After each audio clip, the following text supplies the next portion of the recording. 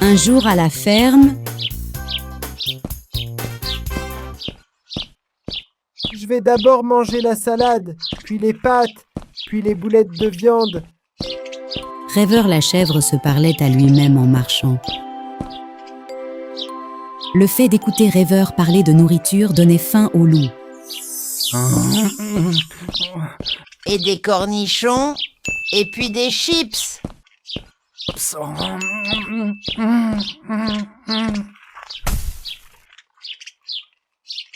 Hé, qu'est-ce qui se passe? N'est-ce pas de nos nourritures dont nous parlons? Non, je vais manger ça ce soir. Qui prépare cela? C'est un dîner spécial pour les personnes qui travaillent à la garderie. Tu es sérieux? Ils vous donnent de délicieux repas? Pourquoi? Juste parce que tu t'es occupé d'un bébé? Bien sûr. Pourquoi personne n'a mentionné ça avant? Attendez-moi les enfants, Oncle Loup arrive. Le loup et Rêveur la chèvre sont allés ensemble à la garderie. Il y avait beaucoup d'enfants qui vivaient dans les bois ou dans des contrées lointaines. Rêveur devait d'abord endormir les bébés lapins. Arrêtez les enfants, arrêtez, stop! Vous me chatouillez parce que vous êtes doux comme du coton. En attendant, le loup Quoi? Des hérissons? Stop! Arrêtez mes chéris. Allez vous coucher. Oui. J'ai dit, allez dormir mes chéris. Après avoir couché les bébés, Rêveur la chèvre et loup se sont rencontrés à nouveau. Tu n'as pas l'air bien. Qu'est-ce qui s'est passé? Je m'occupais des hérissons et je n'avais pas pris de gants avec moi. C'est comme ça que j'ai fini. Je devrais nourrir les oiseaux ou quelque chose comme ça. Les oiseaux sont par là. Le loup a couru pour nourrir les oiseaux. Pendant ce temps, Rêveur la chèvre est allé dans une nouvelle pièce pour nourrir les agneaux.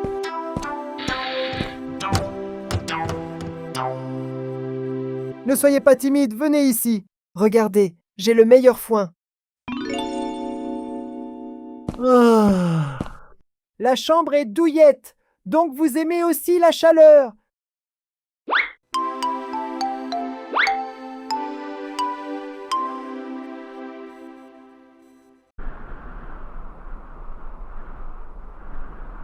Finissez votre nourriture maintenant. Mangez mes enfants. Qu'est-ce que vous regardez? Il s'avère que le loup est entré dans la chambre des pingouins. Il est entré directement quand il a vu le panneau, ne réalisant pas qu'il ferait froid. Après que Rêveur la chèvre ait nourri les agneaux, il a rencontré de nouveau le loup. J'ai besoin de quelque chose de chaud. Hey! C'est l'heure du bain. Peut-être qu'un bain chaud peut t'aider. Ah! Éléphant! Arrête! Tu es si mignon. Tu mouilles tout, même mes vêtements. Viens ici, Minou.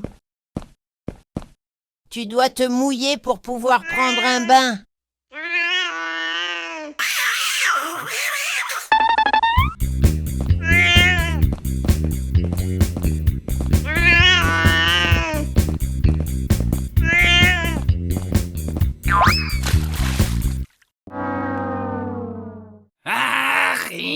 Non! Je ne veux plus faire ça. Je préfère avoir faim. Le loup, où vas-tu? C'est l'heure de notre repas.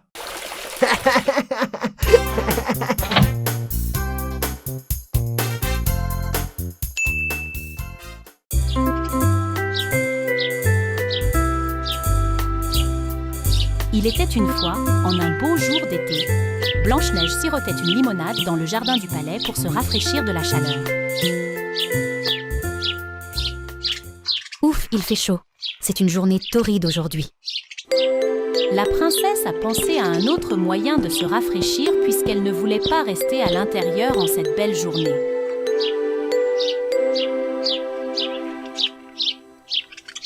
J'ai trouvé! Elle est entrée dans le palais et quand elle est ressortie, elle portait un maillot de bain. C'est le jour de la piscine. Blanche-Neige se dirigea en sautillant vers la piscine. Soudain, quelqu'un qu'elle n'attendait pas est apparu devant elle. Bonjour Blanche-Neige. Bonjour, Reine des Neiges. Tu vas à la piscine, toi aussi? Non, enfin, pas exactement. Je suis à la recherche d'un emploi. Un emploi? Oui, en été, je m'ennuie puisque je ne peux faire tomber la neige.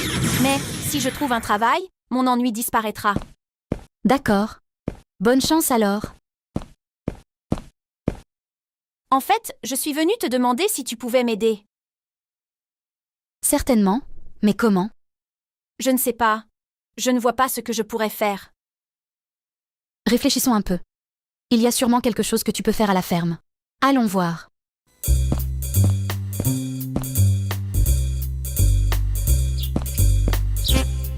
Blanche-Neige s'habilla et partit avec la Reine des Neiges. Sur le chemin de la ferme, elles virent de petits oiseaux qui essayaient de se rafraîchir dans un étang voisin.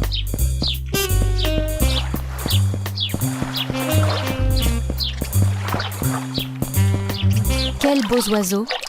Même les oiseaux se baignent parce qu'il fait si chaud. Je peux rafraîchir l'eau pour eux. La Reine des Neiges a soufflé de l'air froid. Yikes! Les oiseaux étaient gelés. Je pense que c'était trop. Je pense que c'était trop.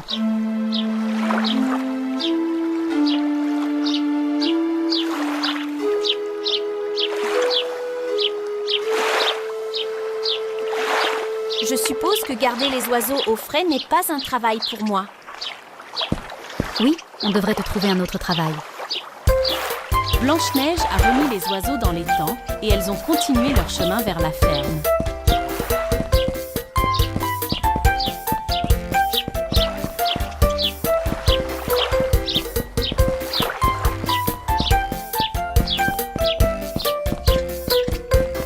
Bonjour à tous! Quelle belle surprise! Elles ont rencontré le bouc rêveur à la ferme. Bonjour rêveur, qu'est-ce que tu fais? J'ai commencé à prendre des cours de sculpture cet été. Je sculpte dans l'argile. Oui, je fais de belles sculptures aussi. Vraiment? Oui, je fais habituellement des sculptures en glace.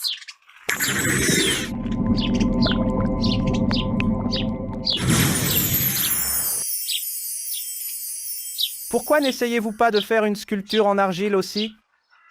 La Reine des Neiges et le rêveur commencèrent à sculpter ensemble. Elles essayèrent, elles essayèrent, elles essayèrent. Waouh! C'est incroyable, rêveur. Merci Blanche-Neige. Reine des Neiges, ta statue aussi. Bien, très intéressant. Je suppose que la sculpture n'est pas faite pour moi non plus, n'est-ce pas? Je pense que tu devrais t'en tenir aux sculptures sur glace. Pour l'instant, sculpter dans l'argile n'est pas ton truc.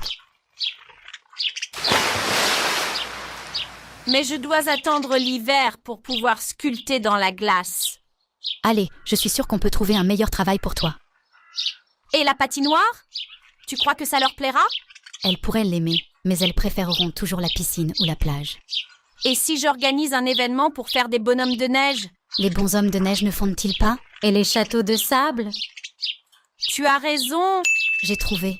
Tu peux toujours faire tomber de la neige en lançant des confettis lors des fêtes. Ça peut être amusant. Essayons. Allez, lancez des confettis maintenant. La Reine des Neiges agita sa main. Un beau nuage apparut au-dessus de Blanche-Neige et de belles formes de flocons de neige tombèrent.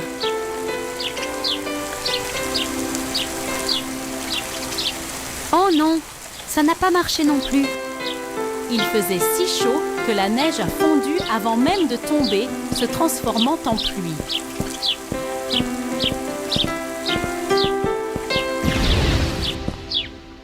Cela n'a pas marché non plus. Malheureusement. Viens, on va boire un verre là-bas.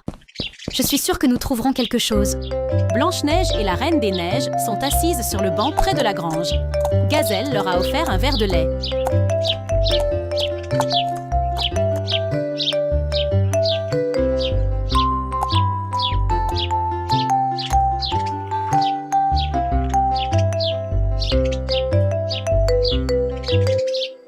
Le lait est chaud. J'aimerais qu'il soit un peu plus froid. Laisse-moi le refroidir pour toi. La Reine des Neiges a soufflé une bouffée d'air et le lait a gelé.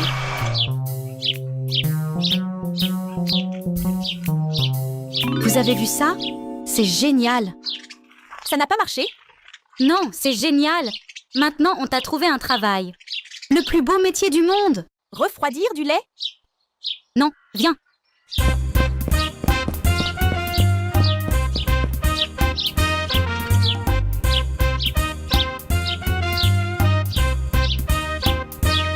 Blanche-Neige et la Reine des Neiges ont installé un kiosque près de la piscine. Elles avaient du lait et différentes sortes de fruits. Je ne comprends toujours pas ce qu'il faut faire. Maintenant, regarde. Un peu de cerise par ici. Du citron par là. Des pêches et des abricots. Ajoutons un peu de cacao à ça aussi. C'est prêt maintenant. Maintenant, il faut les refroidir. La Reine des Neiges souffla de toutes ses forces. Les seaux ont gelé en un instant. Maintenant, nous pouvons commencer à la vendre. Des glaces. Des glaces. De nombreux parfums délicieux. Blanche-Neige, tu es incroyable, ma chère amie. Des glaces. Glaces. Crème glacée, la crème glacée la plus délicieuse du monde. Crème glacée faite maison, des glaces!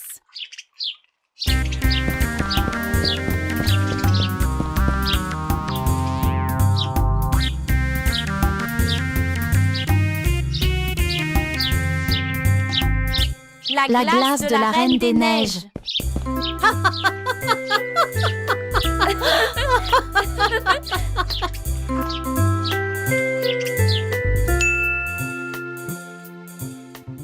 Il était une fois un riche marchand. Il était si riche qu'il ne savait même pas combien d'argent il avait. Ce marchand avait 3 filles. 2 d'entre elles étaient égoïstes, paresseuses et méchantes. Mais la 3e était incroyablement poli, généreux et aimant. Avec ses cheveux bruns flottants, de ses grands yeux verts, elle était à la fois belle et de bonne moralité.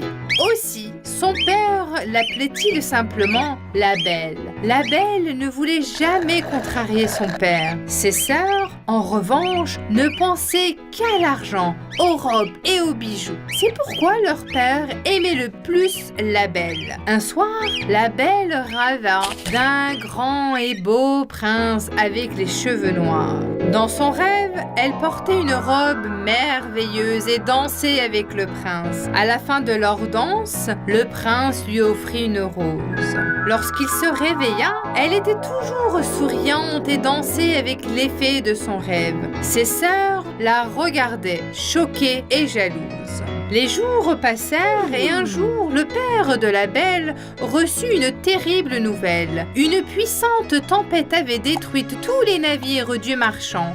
Il avait tout coulé et avait perdu toute sa richesse. Oh! Nous avons tout perdu, les filles. La seule chose qui nous reste est cette maison. Je suis vraiment désolé. Ne sois pas triste, papa. Rien n'est vraiment important que nous sommes tous ensemble. Je vais prier tous les jours pour que tu retrouves le sourire et que ta chance tourne. J'espère qu'un jour, nous serons à nouveau riches. Peu de temps après, ils recurent la bonne nouvelle qu'un de leurs bateaux n'avait pas coulé. En attendant cette nouvelle, leur père se dirigea avec joie vers le port. Nous sommes probablement sauvés maintenant. Nous sommes à nouveau riches. Après avoir vendu toutes les marchandises, que voulez-vous que je vous apporte? De belles robes et des chaussures. Des bijoux précieux. Mon cher papa, reviens-nous sain et sauf. Je ne veux rien, mais si tu peux m'apporter une rose rouge, je serai très heureuse.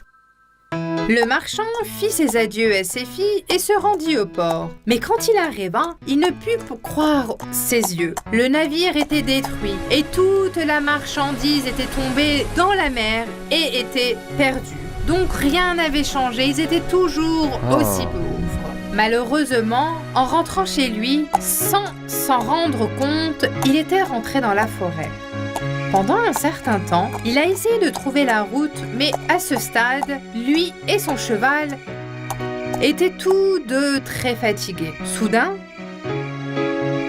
il aperçut une lumière au loin. Il commençait à faire sombre, alors il s'est dépêché et s'est dirigé vers la lumière. Un magnifique palais est apparu devant lui. C'était un palais avec des lumières tout autour et un immense jardin. Le palais avait un air mystérieux. Lorsque le marchand est arrivé aux portes du jardin, elles se sont ouvertes spontanément. En passant par un chemin avec beaucoup d'arbres, ils atteignirent la porte du palais qui s'ouvrit également spontanément. Bien que le marchand ne comprenait pas ce qui se passait, il entra. Bonsoir. Y a-t-il quelqu'un ici? Il passa devant l'immense salon et d'autres pièces, demandant si quelqu'un était à la maison. Il se retrouva soudain devant une table remplie de différents types de nourriture, de desserts et de fruits. Comme il avait très faim, il s'est mis assis et a mangé jusqu'à ce qu'il soit rassasié. Parcourant toutes les pièces séduisantes du palais, il a cherché un endroit pour dormir. Il trouva une belle chambre au dernier étage. Eh bien, il n'y a rien à faire maintenant. Quand les propriétaires du palais arriveront, je les remercierai pour tout. Il s'allongea sur le lit et s'endormit.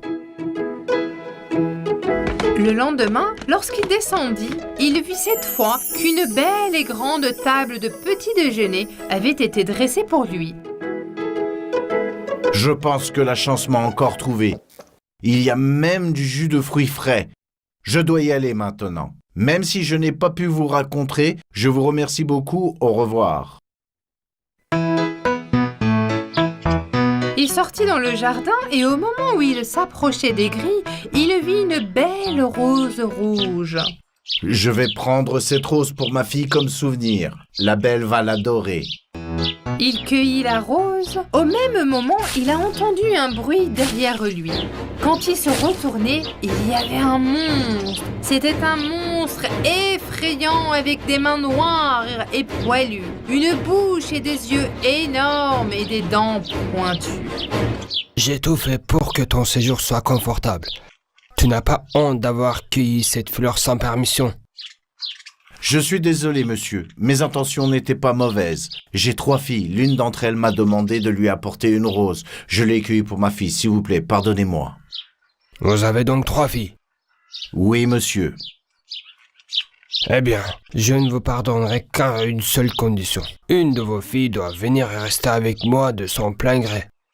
Si personne ne vient, je te punirai très sévèrement. Tiens, je te donne mon cheval le plus rapide. Je vous attends toutes les 2 dans une semaine. Sinon, vous payerez le prix de votre insolence. Le marchand, qui voulait désespérément rester en vie, grimpa sur le cheval et rentra discrètement chez lui. Il expliqua à ses filles tout ce qui s'était passé. Lequel d'entre vous va m'accompagner là-bas? Je ne peux pas vivre avec un monstre. C'est à la belle qu'il faut en vouloir. Elle devrait y aller. Oui, c'est sa faute si papa a rencontré ce monstre. Elle devrait y aller.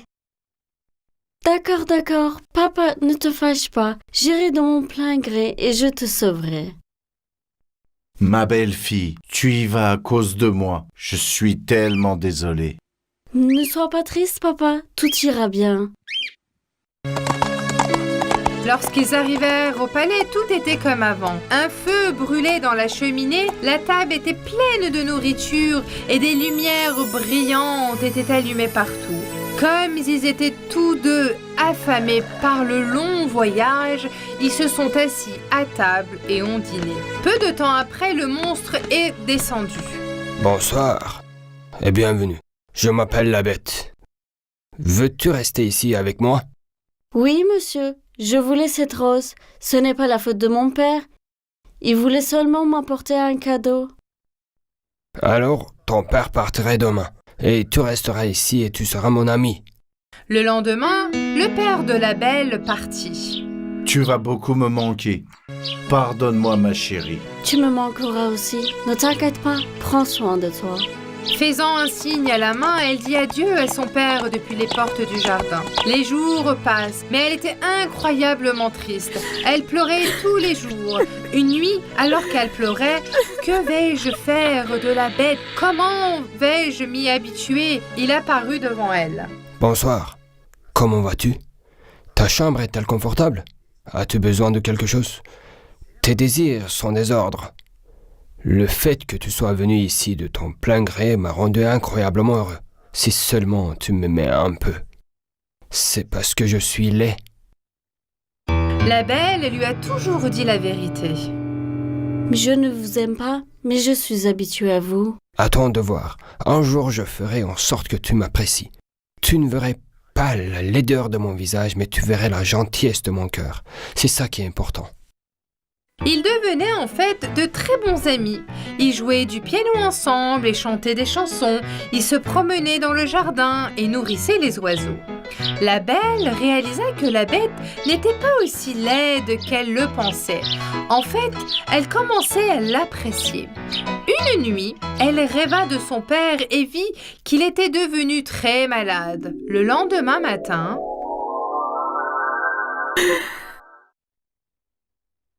Bonjour, la nuit dernière, j'ai vu mon père dans mon rêve. Il était très malade. S'il te plaît, laisse-moi aller voir mon père pendant une semaine. Il me manque tellement. Me laisses-tu aller? D'accord.